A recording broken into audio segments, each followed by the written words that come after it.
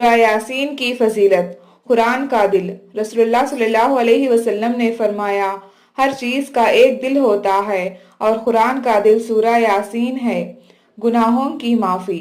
नबी करीम सल्लल्लाहु अलैहि वसल्लम ने फरमाया, जो शख्स रात के वक्त सूरा यासीन पढ़े उसके गुनाह माफ कर दिए जाते हैं।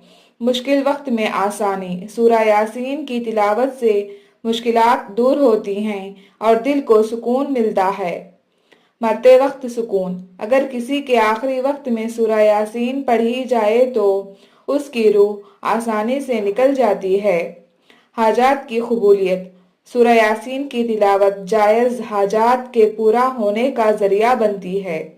क़यामत के दिन शिफात। सूरा यासीन क़यामत के दिन अपने पढ़ने वाले की शिफायत करेगी। खबरों की रोशनी। सूरा यासीन की तिलावत करने वाले की खबर मुनव्वर होगी।